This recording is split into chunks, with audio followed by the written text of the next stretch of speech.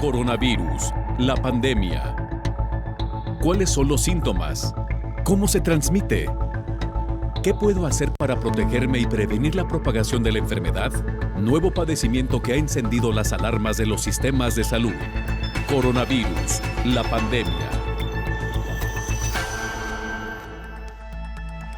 ¿Qué tal? ¿Cómo le va? Bienvenido a un programa más de Coronavirus, la pandemia. Le recordamos que este programa es una producción de la Universidad de Guadalajara que se transmite a través de Canal 44, la señal de todos, y que llega a México y América Latina gracias a la señal de las televisoras públicas que se suman a esta emisión. Saludamos también con gusto a nuestra audiencia en Radio Universidad de Guadalajara y les invitamos para que se pongan en contacto con nosotros a través de nuestras cuentas institucionales en Twitter y Facebook, @Canal 44 TV, o en WhatsApp en el 33 22 42 06 90. Queremos también aprovechar para enviar un saludo muy especial a las televisoras públicas que permanecen con nosotros, que nos envían, por supuesto, también los comentarios, las opiniones que llegan de la audiencia en las diferentes partes más bien en las diferentes ciudades, en los diferentes países de Centro y Sudamérica. Gracias de verdad a todas ellas. Hoy tenemos un programa en el que estaremos, por supuesto, abordando todo lo que tiene que ver con las noticias más recientes en torno a el combate de esta pandemia de COVID-19. Por supuesto, el tema de las vacunas sigue siendo uno de los grandes temas. En fin, la actualidad se la estaremos presentando. Vamos a nuestra pieza introductoria. Nuestra compañera Isaura López Villalobos nos la presenta. Para varios países, el regreso a clases presenciales genera incertidumbre, miedo, frustración y desafíos ante qué acciones tomar para prevenir un aumento de personas enfermas por COVID-19. Aunque se han establecido protocolos para aplicarse en las escuelas, el Sistema Mundial Educativo y padres de familia pareciera que están en arenas movedizas ante el temor de contagios entre el estudiantado. Parte de las medidas sanitarias en que las y los alumnos tendrán que adaptar en el caminito a la escuela es el uso de cubrebocas desde que salen de casa, entran y salen de la escuela hasta regresar de nuevo al hogar. El distanciamiento físico entre sus compañeros, lavado de manos, comprobación de la temperatura, mantener el uso de la mascarilla y evitar compartir sus objetos particulares serán parte de la nueva enseñanza. La disciplina en la escuela será de cero diálogo y juegos de camarada a fin de mantenerse sanos y seguros. Una tarea difícil para las y los más pequeños que les gusta compartir y socializar en todo momento. La UNICEF estableció una campaña de regreso a la escuela segura para ayudar a estudiantes, maestros y padres de familia con consejos prácticos, así como evitar la estigmatización si ellos o sus familiares han estado enfermos por COVID-19. En dicha campaña hay un apartado para cada nivel educativo. Algunos países que regresaron a clases han establecido, además de una serie de protocolos como lo antes mencionado, redujeron el número de alumnado por clase, la separación de los escritorios, mejora la ventilación, extender el salón de clases al aire libre y espacios de desinfección de manos. En España, con el regreso a clases, algunas escuelas adoptaron aulas móviles prefabricadas y el patio de recreo está con separadores y con personal de enfermería para detectar a tiempo síntomas del nuevo coronavirus. A pesar de que la pandemia COVID-19 está por llegar al 10º mes sin parar su poderío, dejando sobrevivientes y muertes, el sistema educativo comienza en algunos países a establecer medidas preventivas para el regreso a clases presenciales. El caminito a la escuela modificó su trayecto. Las medidas de higiene con desinfectantes de manos, mascarillas y termómetros será un requisito para las y los alumnos de todos los niveles educativos. Informó Isaura López Villalobos. Muchas gracias, Isaura. Así es, hoy estaremos dedicando parte de este programa especial a hablar sobre la vuelta a clases, la vuelta presencial que se ha registrado ya en varios países, principalmente en Asia y Europa. Este retorno a clases que de nueva cuenta enciende las alertas debido a que en algunos sitios se han dado algunos brotes de COVID-19 y esto ha obligado a cerrar por lo menos algunos grupos. La prueba del regreso a clases está hoy poniendo de nueva cuenta pues con focos de preocupación a las autoridades sanitarias. El número de niños que sufren la pobreza multidimensional ha aumentado en un 15% desde el inicio de la pandemia, esto según un estudio de un análisis que presentó UNICEF y Save the Children. Hoy estaremos hablando también de este informe y le contamos también que viajaremos a Honduras, donde nuestros compañeros reporteros nos estarán presentando sus reportes. Uno de los casos más emblemáticos en torno a la vuelta al colegio o a la vuelta a clases es España, porque fue precisamente uno de los primeros países que abrió los espacios educativos para el alumnado. Y aunque como se inicie dependerá también, o como se inició dependerá en las medidas que vayan tomando las autoridades en el camino, lo cierto es que en algunas comunidades han tenido que reforzar las medidas en torno precisamente a los centros escolares. Más allá de las diferencias de cada territorio, los criterios se han tratado de estandarizar en todo el país, la creación de grupos estables de convivencia, es decir, que los niños que asistan cada día a la escuela sean los mismos que conviven en ese grupo y que no tengan interacción con ningún otro grupo, sobre todo en la etapa de preescolar y primaria, la división de los centros en bloques o sectores y la adaptación de los espacios, la figura también de la creación, o más bien la creación de la figura de delegados COVID y la definición de distintos escenarios para decidir si la formación ha de ser presencial, telemática o mixta. Así han sido poco a poco estos planes que se han instaurado particularmente en España. Hoy estaremos haciendo un recorrido por lo que está ocurriendo en los diferentes países y que nos pueden servir también de referencia a quienes estamos entrando o quienes podríamos estar próximos a entrar a esta etapa de clases presenciales. Vamos como todos los días con nuestro reporte desde la sede de la Organización Mundial de la Salud en Ginebra, Suiza. Es nuestro compañero Roberto Castañares. Hola, ¿qué tal? Buenos días, Belén. Buenos días a todo el auditorio de Canal 44. Los casos de COVID-19 en todo el mundo han superado ya los 31 millones, mientras que los fallecidos rozan los 965.000, según las estadísticas difundidas por la Organización Mundial de la Salud. En estos últimos días hemos superado en varios de ellos los 300.000 casos diarios en todo el mundo, marcando cifras récord. Pero las de fallecidos por jornada se mantienen estables desde hace semanas en torno a los 5.000 decesos. Lo bueno es que 3 de cada 4 pacientes de COVID-19 en el mundo, casi 23 millones, ya han superado la enfermedad y de los más de 7 millones de casos aún activos, solo un 1%, unas 61.000 personas, se encuentran en estado grave o crítico. En estas jornadas, las restricciones y el temor a nuevos confinamientos aumentan en Europa ante la segunda ola de coronavirus. España, que es el país con más casos de la Unión Europea, tiene en Madrid, su capital, el epicentro de la pandemia, donde desde ayer lunes hay cerca de 1 millón de personas con su libertad de movimientos limitada.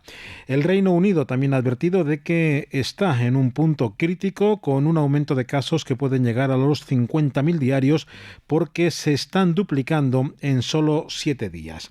Con esta situación, la Organización Mundial de la Salud ha comunicado la lista inicial de 156 países que se han unido a la red COVAX para el desarrollo, producción y distribución de forma equitativa de la vacuna contra la COVID-19 cuando sea descubierta. En ese listado destaca sobre todo la ausencia de China y de Estados Unidos. En él si están 64 países de ingresos medios o altos que participarán en la financiación de estas vacunas, entre ellos los de la Unión Europea, Japón, Australia, Argentina, Perú o Colombia.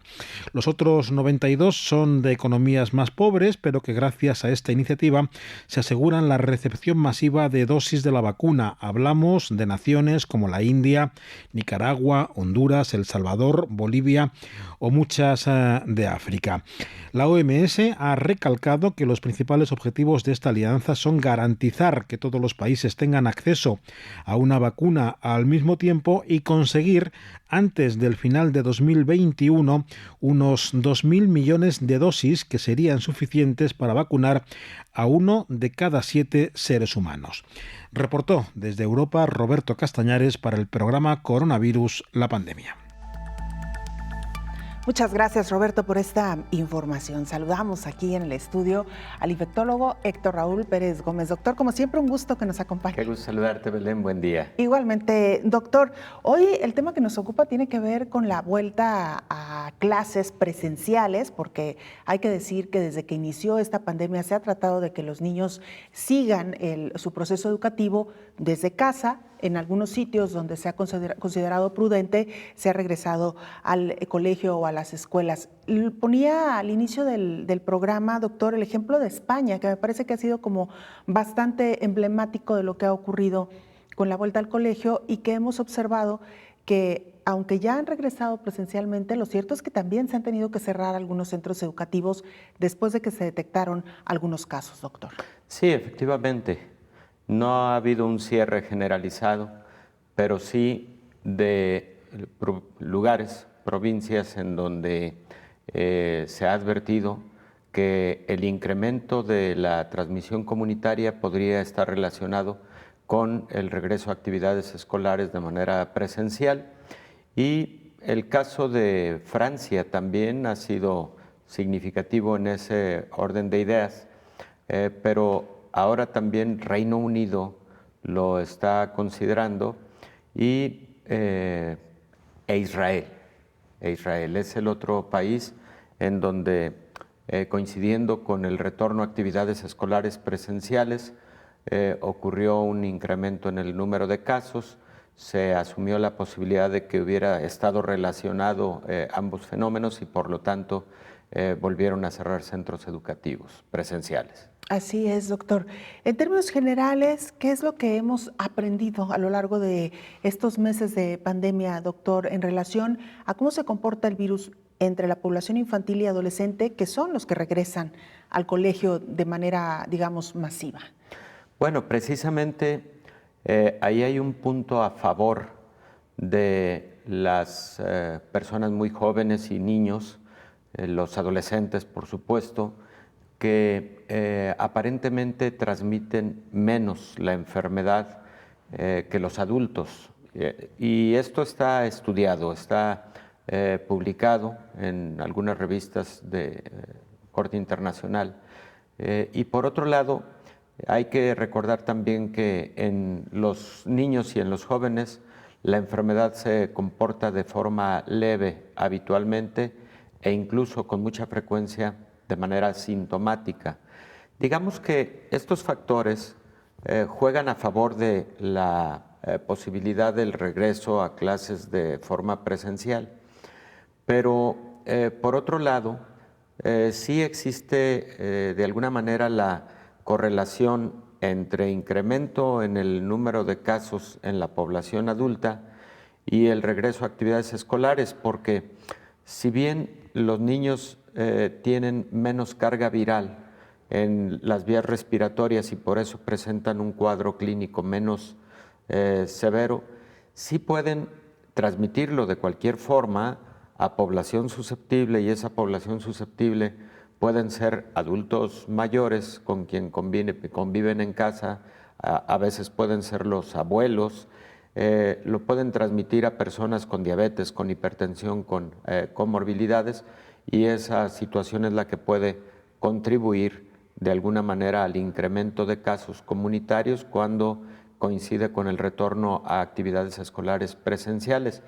Porque también hay que recordar otro aspecto clave en todo esto. La actividad, digamos, masiva, más importante que tiene una comunidad es la actividad escolar en todos los niveles educativos.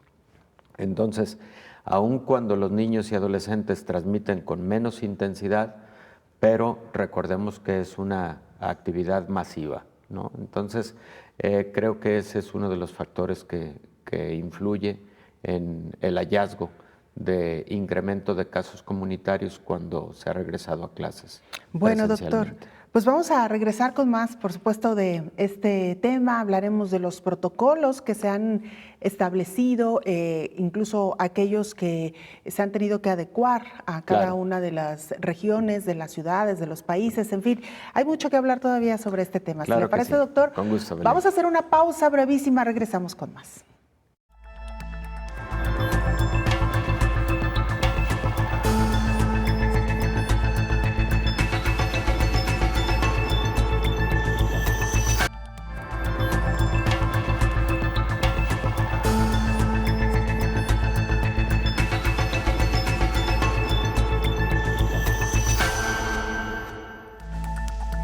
Continúa la prueba del regreso a clases. Esta es parte de la historia. Venezuela ya descartó volver a las aulas en lo que resta del 2020. El presidente Nicolás Maduro señaló que el regreso presencial no es favorable para el control de la epidemia y analizará si en enero sería posible. En tanto, los sindicatos de trabajadores de la enseñanza en España alertaron que en tan solo 8 días más de 120 centros se han visto obligados a cerrar, multiplicando por 9 lo que sucedió en Francia en sus 10 primeros días de curso escolar, por lo que el cierre diario de decenas de aulas no augura nada bueno. Mayoritariamente deseamos volver a las aulas, señaló el gremio en un comunicado, pero cuestionó los planteamientos de algunas comunidades autónomas que están haciendo verdaderos disparates con 4 días en clase y 1 en casa. En tanto, en Nueva York solo fue posible la vuelta a la escuela para chicos de prekinder y algunos estudiantes de educación especial. El gobierno de Nueva York aplazó por segunda ocasión el inicio de clases presenciales. Los estudiantes de primaria empezarían a asistir a partir del 29 de septiembre y los de secundaria desde el arranque de octubre.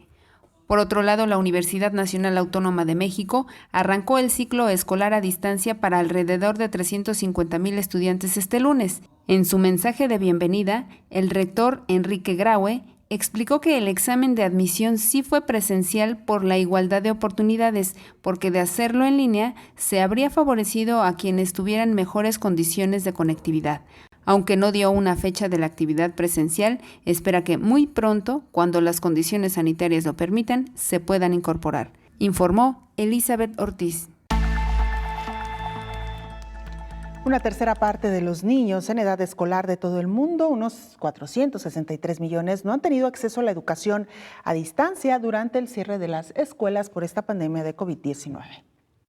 En el mes de abril, cuando muchos países tuvieron que imponer rigurosas medidas de confinamiento, los niños de más de 194 países se encontraban desescolarizados.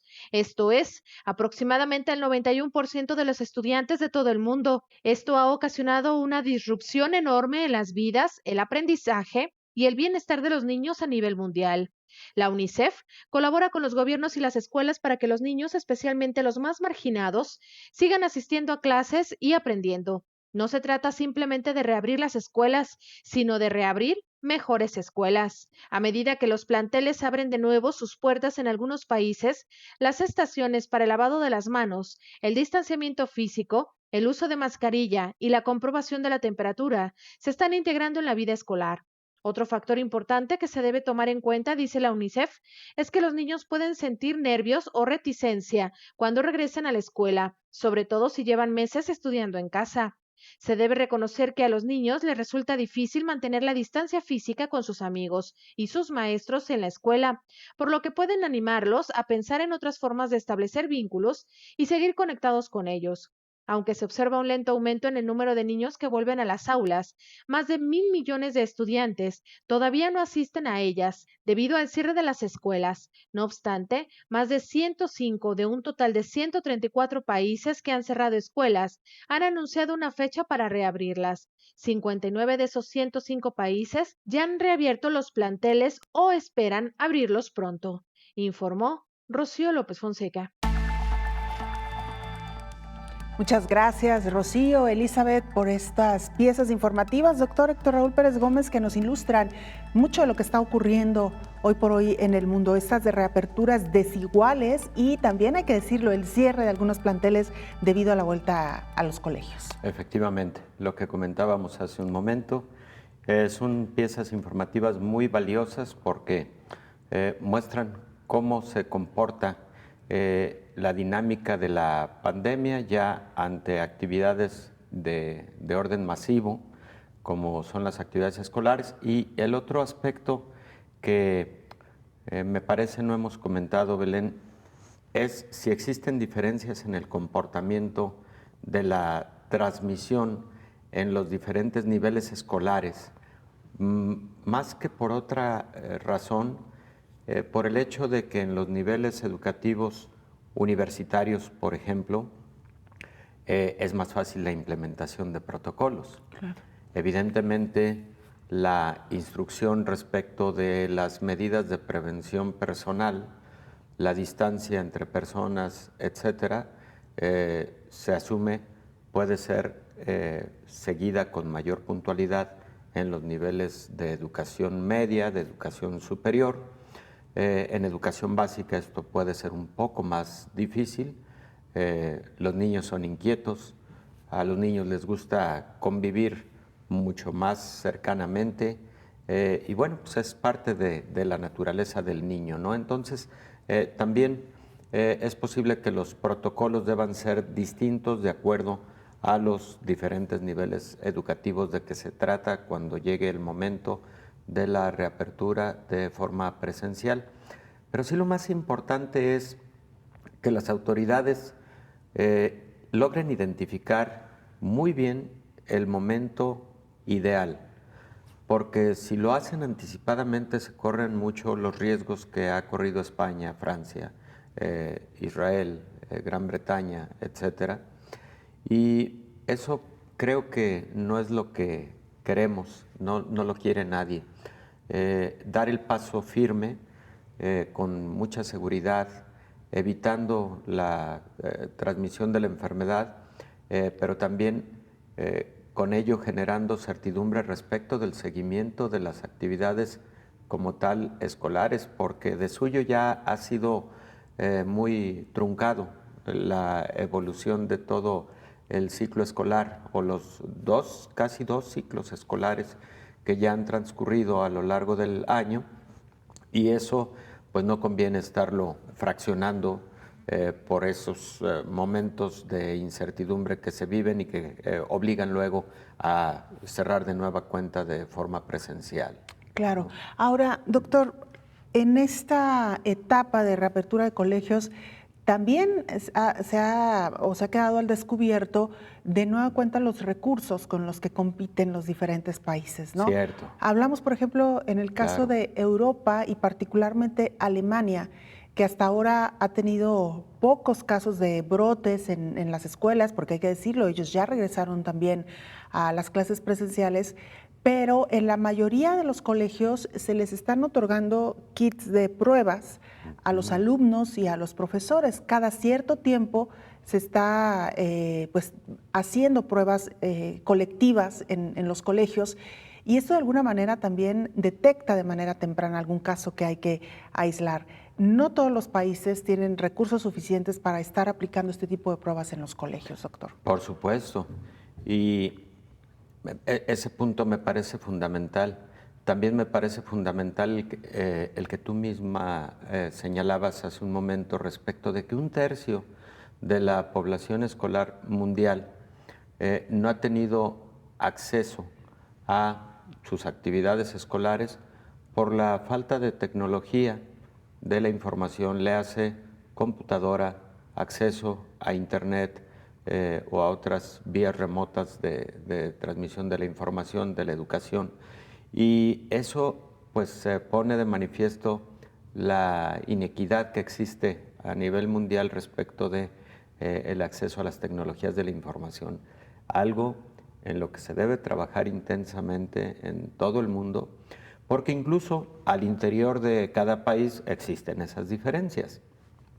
No tengo el dato exacto del porcentaje, por ejemplo, en Latinoamérica o en África, en la India, etcétera, pero el hablar de 1/3 de la población escolar de forma global es un número significativo, 33%, que en todo caso tendrían un rezago educativo importante cuando se ha tratado de continuar la educación en línea a través de plataformas virtuales, ¿no? Y el hecho de tener acceso a la tecnología, de tener las herramientas, los ambientes adecuados, doctor, tampoco garantiza que los alumnos van a adquirir el conocimiento como si acudieran a las aulas. Así y esto es. lo hemos visto ya en los primeros meses de esta pandemia. Ha resultado muy complicado la adaptación de los niños a seguir las clases en línea, sobre todo de los más pequeños, y también el gran esfuerzo que han tenido que hacer los padres o los tutores para acompañar a los niños en este proceso, doctor. Efectivamente, que ha sido loable el trabajo de los padres, ¿no? Las mamás preocupadas porque se conecten adecuadamente los niños y que aprovechen al máximo posible, etcétera.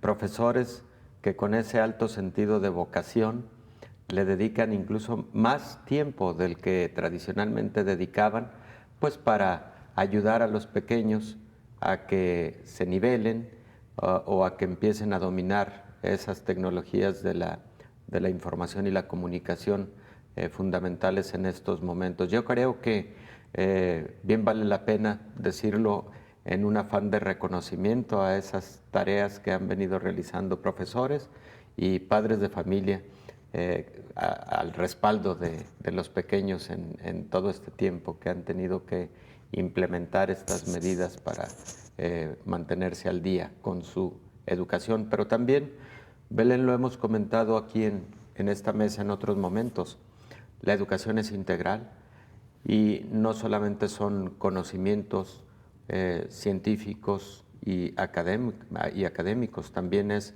la convivencia, la socialización, particularmente en los niveles educativos básicos, en donde esa socialización es parte de la formación integral de los pequeños, y eso por supuesto se ha visto mermado gravemente a lo largo de estos meses. Creo que por ese lado es que urge lo antes posible tener las condiciones óptimas para que se pueda regresar a las actividades presenciales. Sí, pero esa urgencia no puede estar por encima de la seguridad sanitaria de toda una población, también hay que decirlo. Y hay que estar también en el respaldo psicológico de los niños que ante la situación de no poder asistir a clases como antaño, como previo a la pandemia, sí han venido sufriendo mucho impacto psicológico. Quieren ver a sus maestros, quieren abrazar a sus compañeros, quieren volver a jugar, quieren volver a hacer de ese espacio escolar el espacio, pues, ¿por qué no decirlo?, hasta de recreo y formativo a la vez. Doctor, vamos a hablar después de la pausa precisamente de la salud mental de los niños que hoy por hoy han tenido que estar en casa. Hemos hablado en este programa, a lo largo de más de 200 programas, de la salud mental de los adultos, cómo nos está afectando el encierro, las cuarentenas tan prolongadas. Pero poco hemos hablado, doctor, de lo que está pasando con los niños en estos momentos, niños que ya tienen meses de estar en casa y que, como usted bien dice, no han podido ver a sus amigos, a sus maestros, no han podido salir con la libertad de antes a los espacios públicos.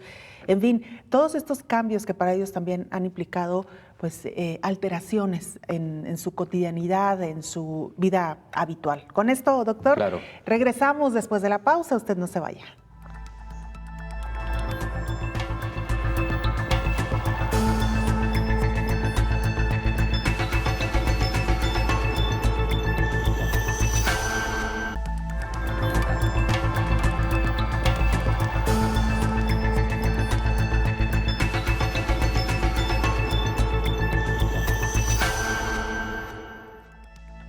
En la prueba contra COVID-19, Madrid, la capital de España, debe corregir con la disminución de la movilidad. Unos 850,000 habitantes tienen que disminuir la movilidad debido a que Madrid enfrenta problemas con la transmisión del SARS-CoV-2 en el rebrote. Así que lo ideal es que permanezcan en casa excepto para ir al trabajo, al médico o llevar a los niños a la escuela. En tanto, en el Reino Unido ya fue reconocida una segunda etapa de la epidemia. Incluso el ministro de Salud, Matt Hancock, advirtió que podría darse una segunda cuarentena. Por otra parte, Estados Unidos ronda las 200,000 muertes por COVID-19, el primer lugar de contagios al sumar 6.8 millones de los 31 millones de casos acumulados a nivel mundial. En México, el estratega y vocero durante la epidemia, Hugo López-Gatell, advirtió que para la temporada de influenza podría haber un rebrote de COVID en el país. Aunque el indicador de casos lleva 7 semanas consecutivas a la baja, al tener una exacerbación, podría ser necesario tomar nuevas medidas de restricción, advirtió el funcionario federal. Por eso hay que administrar el riesgo disminuyendo lo más posible los contagios.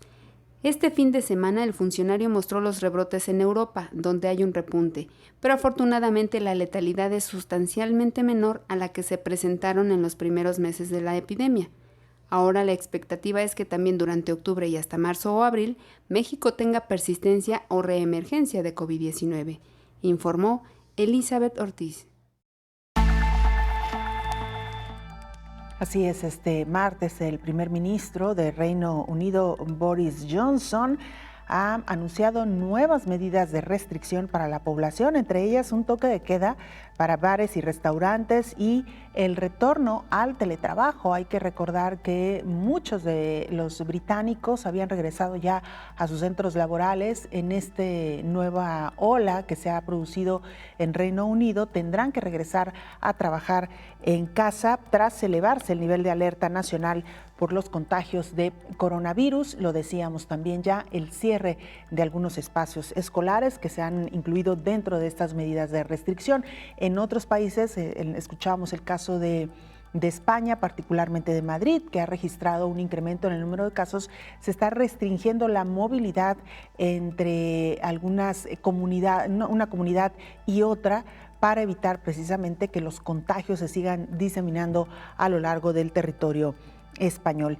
Y mire, dentro del tema que hoy nos ocupa, hablábamos de las consecuencias que ha dejado esta pandemia de COVID-19, particularmente para aquellos niños que no tienen los recursos suficientes para seguir las clases en línea o para recibir incluso atención médica.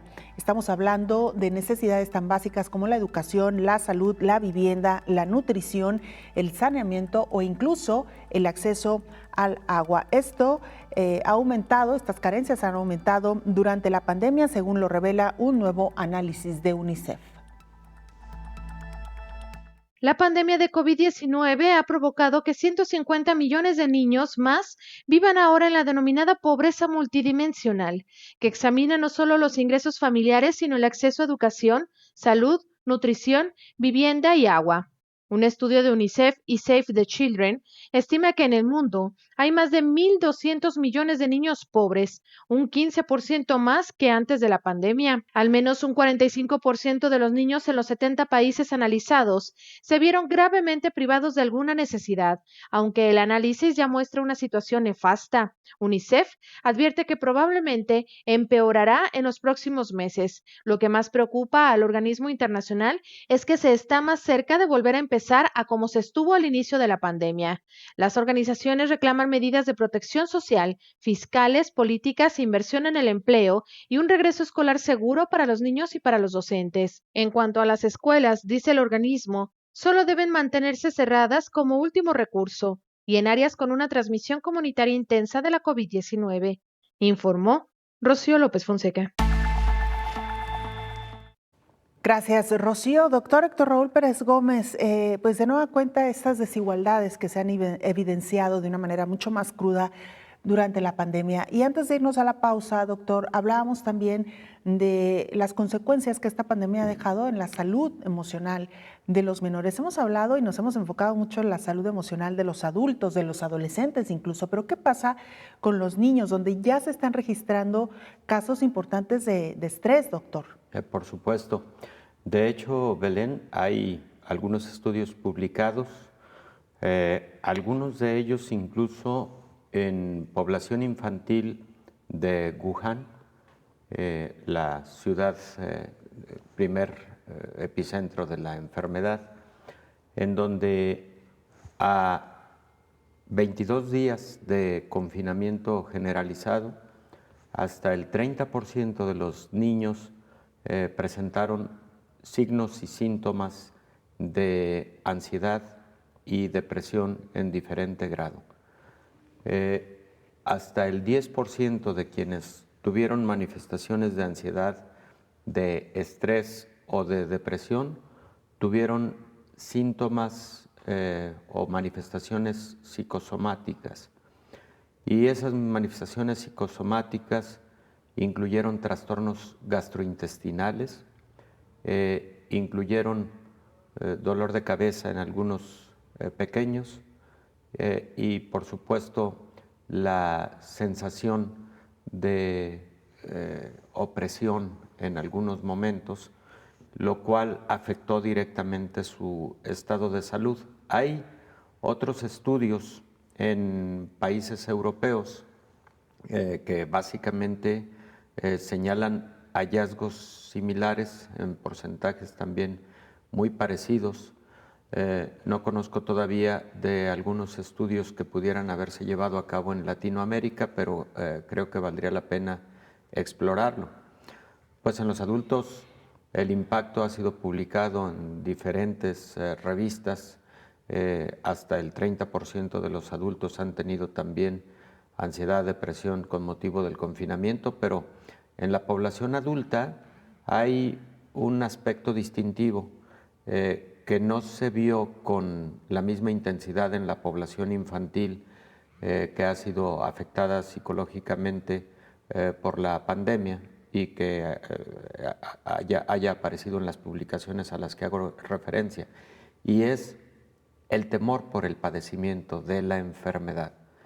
En la población adulta, en diferentes encuestas, el temor por padecer la enfermedad, incluso en grado superlativo, en grado de pánico, llegó a presentarse hasta en el 18% de la población adulta encuestada en diferentes países. Situación que no ocurrió de igual magnitud en los niños, pero sí depresión, ansiedad y síntomas o manifestaciones psicosomáticas. Eso sí se ha reportado en los pequeños.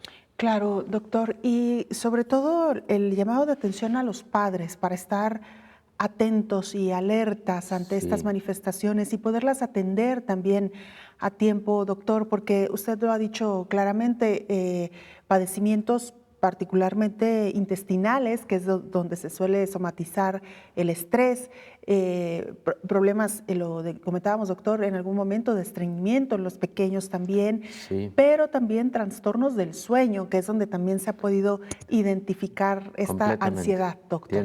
Tienes toda la razón, se me pasaba, trastornos del sueño. Y además, Belén, de la atención que los padres deben estar brindando, creo que vale la pena destacar la loable actividad de diferentes universidades, de grupos de la asociación, de la sociedad civil organizada, que han implementado métodos de respaldo psicológico a distancia, a adultos y a pequeños también, y que vale la pena que los padres los tengan identificados porque pueden ser de gran ayuda. Ante una situación extrema en algún pequeñito por ansiedad o por depresión, se puede accesar a alguna de estas líneas y poder tener una sesión que pueda ser muy importante para mitigar síntomas de esta naturaleza y sobre todo para tener una guía, una directriz para los padres de familia que con la utilidad que se espera pueda hacer llevadero y acompañar a los pequeños que están sufriendo de estas manifestaciones, ¿no? Claro, hablar mucho con los niños, que son Platicar. muy sensibles y muy abiertos también a la información, doctor. Pensamos que los niños no entienden lo que sucede, pero quizás son de los que han sido mucho más sensibles ante esta situación. Por supuesto, y creo que mucha comunicación intrafamiliar es fundamental para los pequeños y para también otros grupos vulnerables como son los adultos mayores, ¿no? Que también han sido importantemente impactados desde el punto de vista psicológico por la pandemia. Han sido un grupo que ha tenido que permanecer en el confinamiento casi de manera absoluta a lo largo de estos meses. Así es. ¿Y por qué hablamos de la salud mental y emocional de los pequeños, doctor? Porque tiene que ver precisamente con el tema que hoy nos ocupa. Claro. El hecho de que los menores han tenido que quedar confinados en casa e incluso seguir la educación a distancia, algo que también ha sido para ellos un parteaguas, algo inédito, algo no vivido, y que eso también les ha generado pues bastantes conflictos, doctor, en la parte emocional. Efectivamente, Belén. Yo creo que vale la pena también repasar algunos aspectos de los protocolos que en su momento los centros escolares deben tener en cuenta para cuando llegara la reapertura presencial. En el momento que tú me digas, pero vamos si le vale parece la pena hablar de algunos internacionales que creo que han sido los mejores que se han implementado. Claro. Y si te parece bien, podríamos repasarlo un poco. Después de la pausa, doctor. Perfecto. Para dedicar el suficiente tiempo a este que es el tema fundamental, los protocolos para el regreso a las aulas, el regreso presencial. Vamos a hacer una pausa, regresamos con más.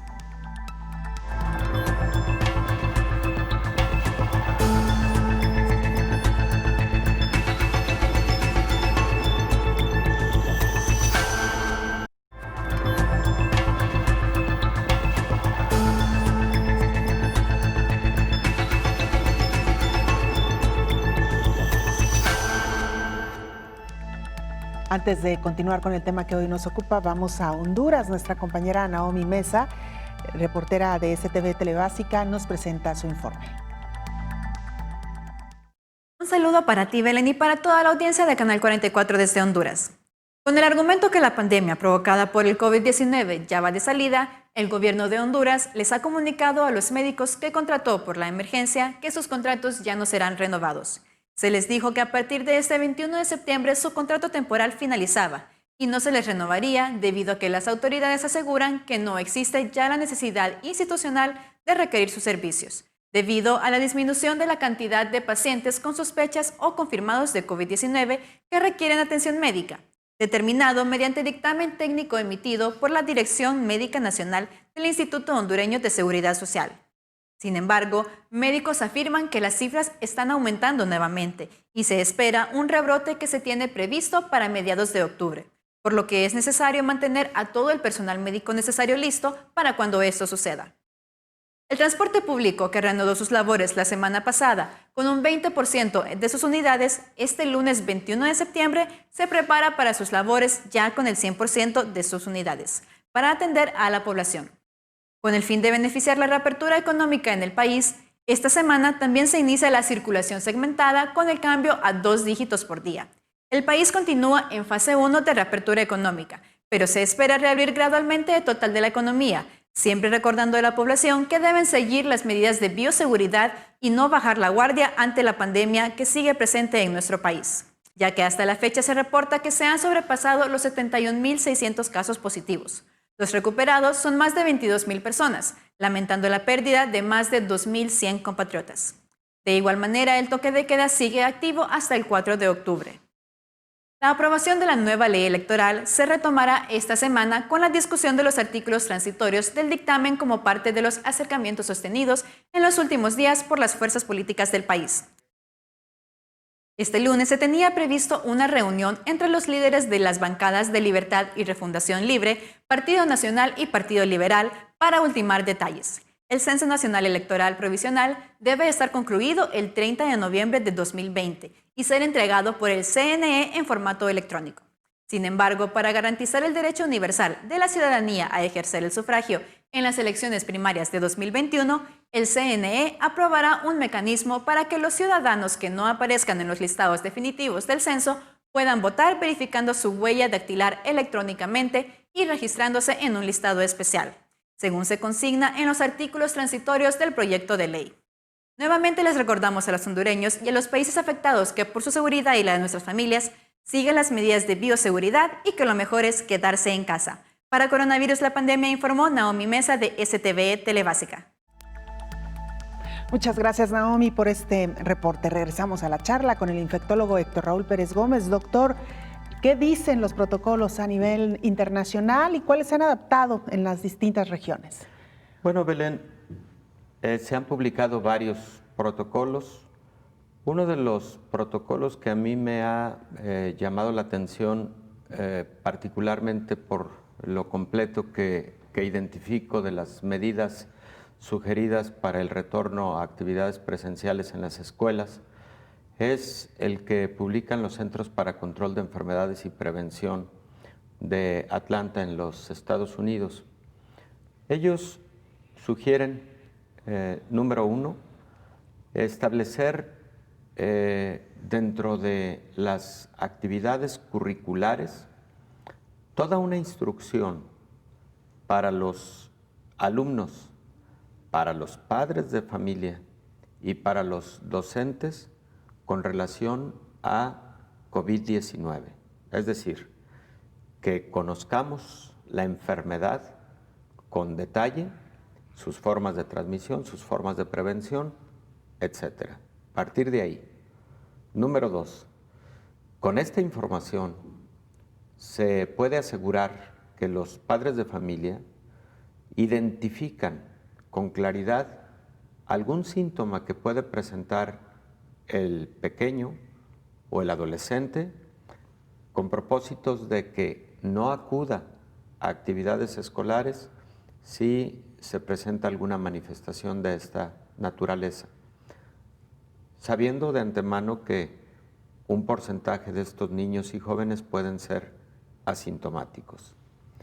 Tercero, la identificación de mismas manifestaciones clínicas entre otros miembros de la familia, lo que debe llevar a la decisión con mucha disciplina de que el niño o el adolescente no acuda a actividades escolares si algún integrante de la familia se encuentra enfermo o con síntomas sugestivos de COVID. Es decir, que la prevención de la enfermedad en las escuelas empieza en la casa. Cuarto, evidentemente, todo lo relacionado a los filtros sanitarios de ingreso a los centros escolares. La toma de la temperatura, 3 preguntas básicas al llegar, al ingresar, y por supuesto el lavado de manos, no solo al ingreso, sino frecuente durante la jornada escolar. 5, el identificar las áreas del centro escolar que estuvieran subutilizadas para que al implementarlas en esta nueva modalidad puedan brindar espacios más amplios en donde se asegure la distancia entre persona y persona, que debe ser de 2 metros por lo menos. Frecuentemente en las escuelas puede haber áreas deportivas, etcétera. Esas que son al aire libre o semiabiertas pueden ser muy útiles porque en esos espacios el riesgo de transmisión es menor y entonces podrían implementarse actividades también de instrucción escolar y no solo deportivas en ese tipo de espacios, sin dejar de utilizarlos para las actividades deportivas y de actividad física.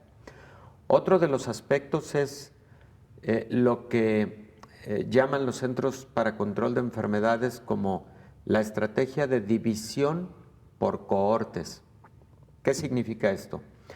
Es lo que llaman grupos burbujas, que no exista intercambio de alumnos en diferentes grupos para que de esa manera puedas mantener una vigilancia epidemiológica, un seguimiento y en caso de que se presentara algún paciente, algún niño con COVID, algún adolescente, se pueda hacer un adecuado rastreo epidemiológico, los grupos burbuja. Y el siguiente aspecto es el muestreo, por lo menos aleatorio, lo que tú decías, Belén, que en Alemania se implementó de manera muy general, qué bueno que así fuera posible, pero para estar realizando por lo menos pruebas de anticuerpos a la población estudiantil y por supuesto docente, y con eso identificar si está ocurriendo un alto nivel de transmisión de la enfermedad. Esos son, me faltó un último, Belén, las autoridades escolares, ya sea del plantel o de el nivel escolar de que se trate, deberán tener una ruta de comunicación fundamental con la autoridad sanitaria de la región, de la ciudad, del condado, etcétera, para que se implementen medidas inmediatas ante un brote epidémico escolar de COVID-19. Esas son las medidas, digamos, generales que deben tener los protocolos para un regreso a clases más seguro de manera presencial. Pero el más importante de todos, hacerlo en el momento ideal, de acuerdo a cómo se esté comportando la curva epidémica o pandémica en la zona de que se trate. Ese dato es muy importante, doctor, porque hablando de ejemplos, tenemos el caso de México, donde los estados se han comportado de manera distinta en cuanto a la pandemia, aunque es verdad que en la etapa crítica prácticamente todos hemos estado en semáforo rojo, este semáforo epidemiológico que generalmente se conoce en América. Y hoy que muchos de los estados están transitando hacia el semáforo naranja, algunos ya están hablando del eventual regreso a clases, doctor, lo cual la Autoridad Sanitaria Federal ha insistido. Lo recomendable es que hasta que no se tenga semáforo verde, se pueda regresar a las clases presenciales, doctor. Sí, el momento en el que el nivel de transmisión comunitario sea muy, muy bajo y esté casi bajo absoluto control. Ese es el momento ideal.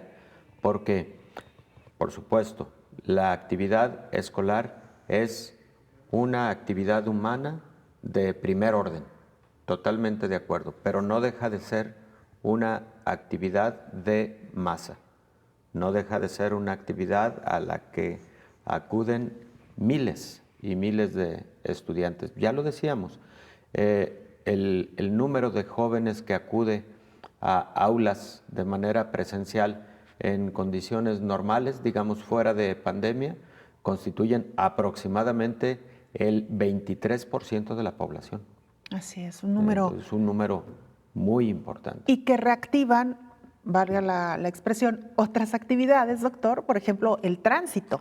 Efectivamente. Que es otra de las cosas que hay que cuidar mucho cuando la transmisión es todavía alta. El transporte público, ¿verdad? El transporte público. Ahí, el transporte público que de por sí está saturado, pues con las actividades escolares se puede convertir en más crítico aún. Claro. Ahora, doctor, algo que me ha llamado la atención es que si bien es verdad, se están cerrando algunos centros escolares, particularmente en Europa y en Asia, cuando han tenido algún brote, lo cierto es que no se ha cerrado toda la escuela. Este cierre por goteo que le han llamado incluso en España, donde solamente se desactiva el grupo donde ocurrió algún brote. Esto también es importante, doctor. Sí, por eso comentaba de la llamada estrategia de cohortes o de división por cohortes, grupos burbuja, que preferentemente sean un menor número y con esto estuvo el brote y entonces ser ese el grupo al que se le dé el seguimiento epidemiológico, el rastreo de los contactos y no necesariamente sacrificar a todo el centro escolar. Es correcto. Ahora, doctor, algo que se ha preguntado particularmente los padres de familia, y lo hemos escuchado en diferentes foros, es, ¿no será a la larga más, digamos, que tenga un impacto negativo el hecho de que los niños estén yendo y viniendo en las clases presenciales, que una semana puedan asistir, pero que a la siguiente semana tengan que desactivar el grupo y regresarlos a casa? Es decir, esta inestabilidad en la presencia o no en las escuelas, ¿a la larga no tendrá un mayor impacto, doctor? Seguramente sí. Los expertos en educación nos lo podrán decir mejor, pero me da la impresión de que la intermitencia en la actividad escolar pueda generar, por una parte, más impacto psicológico y por otra parte, pues también más impacto desde el punto de vista de la calidad educativa. Esa impresión me da. Bueno, doctor, pues llegamos al final hoy de este programa, sin duda alguna un tema por demás interesante. Nos quedaron varias cosas en el tintero que las estaremos retomando en las siguientes emisiones. Doctor, como siempre, un gusto compartir con ustedes esta mesa. Belén. Gracias. Es el infectólogo Héctor Raúl Pérez Gómez. Nosotros nos despedimos. Muchas gracias por habernos acompañado. Le esperamos para que nos sintonice en la siguiente emisión de Coronavirus, la pandemia. Hasta entonces. Coronavirus, la pandemia.